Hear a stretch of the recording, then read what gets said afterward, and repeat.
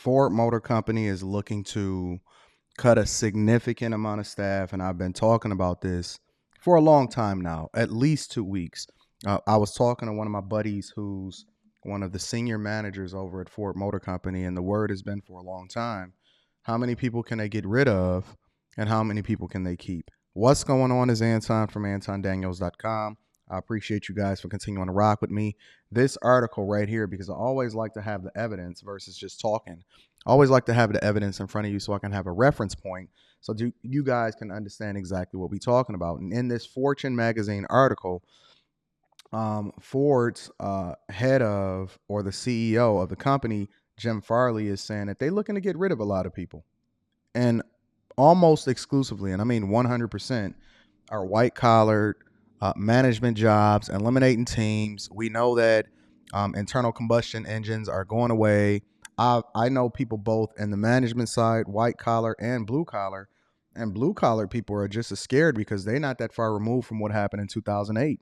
They remember what was happening in the economy, and they remember when everything was going absolutely negative, and Obama had to come in and save the auto industry and Congress and passing stimulus and all of that other type of stuff. But let's deep dive into the story really quickly.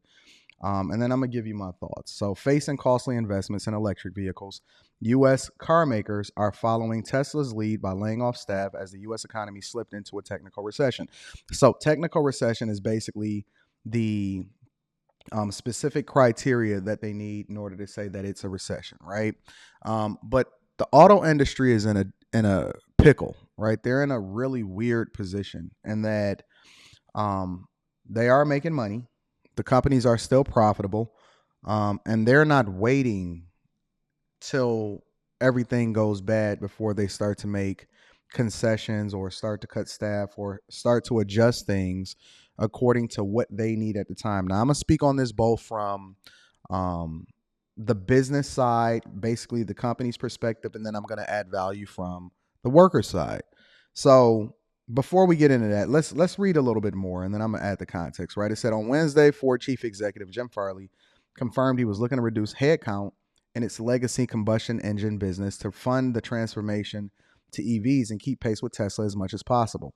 We absolutely have too many people in some places, no doubt, or no doubt about it, the Ford boss told analysts after the company posted second quarter results. We have skills that don't work anymore. We have jobs that need to change. Farley's comments come after Bloomberg reported last week that he is preparing to cut as many 8,000 salary worker jobs, which obviously Anton had been telling you this for an extended period of time, primarily at his Ford Blue legacy car business, and preceded news on Thursday that U.S. gross domestic output shrank nearly 1% in the second quarter. This means the U.S. meets the definition of a technical recession, which is basically 2 quarterly contractions in a row. While companies have recently made headlines with news of staff cuts and hiring freezes, workforce reductions in the auto industry are disproportionately more damaging to the economy. And let me break this down for you guys really quickly, okay? So one of the reasons why it's damaging to the economy is that when you make things in the United States, it impacts people significantly. It impacts the workers, it impacts small businesses, it impacts the people that work for the company, middle management. Ford, a while ago, they transformed the company to the celebration of shareholders to separate the businesses within the business. So if you look at Alphabet and you look at Google and things like that, what you'll find is that they have different segments and different businesses depending on what it is that they're trying to drive as far as profitability, research and development, and so on and so forth. I'll give you an example. Right here, we're on YouTube, right?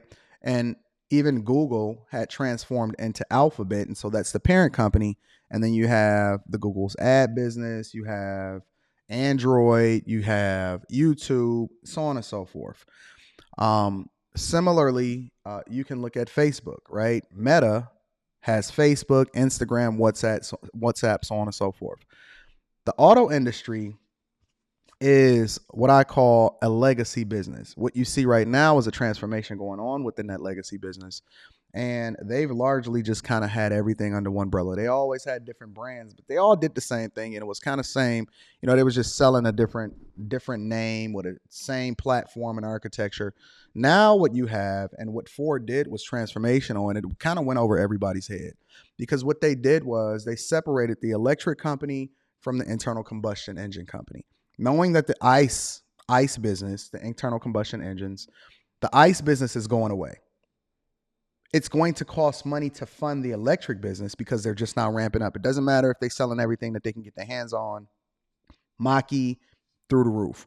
Ford Lightning, which is the F-150 electrified, through the roof. And they're selling as many as they can build, but while they're building and ramping up, right, you still have to transform the environment, right? You have to continue to get battery costs down. You have to build out the infrastructure, the plants, transition and all of that over. And so all of the investment that it takes, and it's significant, and before you can lower the cost and everything like that, all of the investment is really taking up a huge chunk of revenue. And so they have to have that balancing act. How can they sell as many vehicles as possible, including ICE, while also funding the transformation and where they have to go? Because if you don't change, you die. It's just the facts of the matter. It is what it is, so on and so forth, right?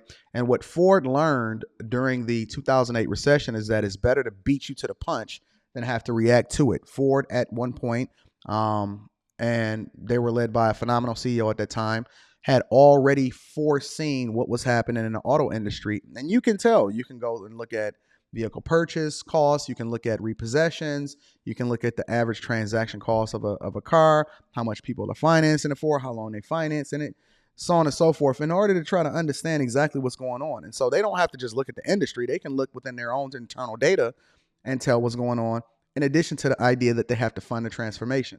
Now, on the worker side, it's a completely different conversation because I've even been recruited to work there in management at one point before I had retired the first time in 2019. I did a rapper's comeback.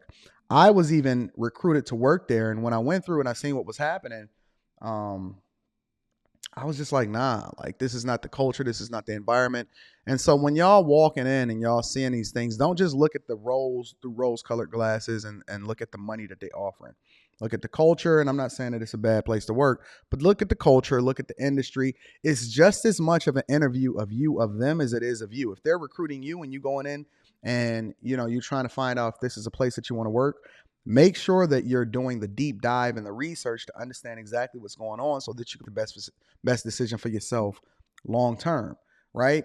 And so the one thing that is happening in the industry is that, of course, there's a part shortage. Of course, electrification is coming. It is very expensive in order to do the research and development and transition over into electrification while still trying to market yourself to the general public.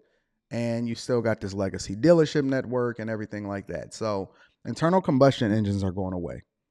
I don't think that they'll ever develop or build another internal combustion engine as far as like outside of what they already have. Everything is going over into electrification.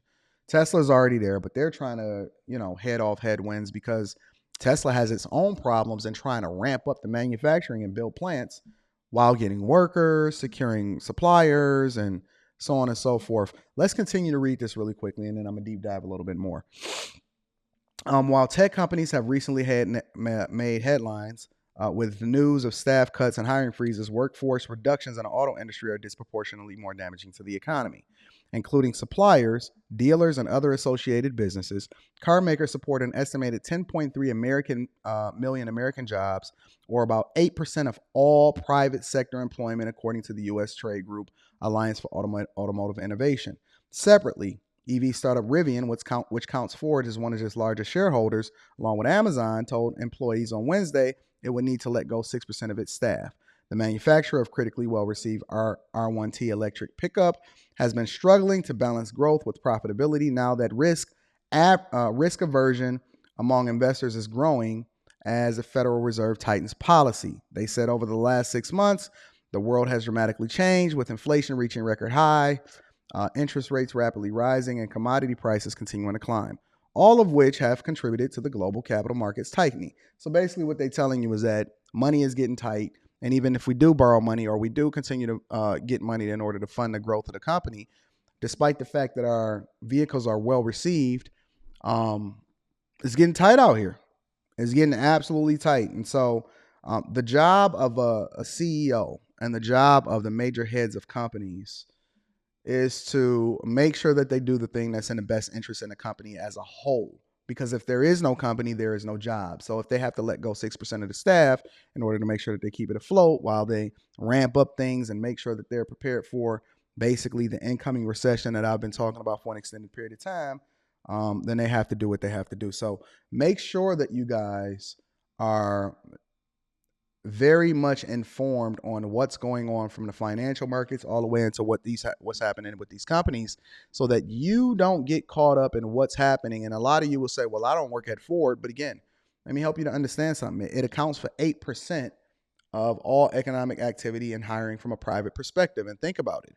When they open up a plant, or when the auto industry is doing well, they're buying parts from suppliers, dealership networks. A lot of people work at those places, repairs.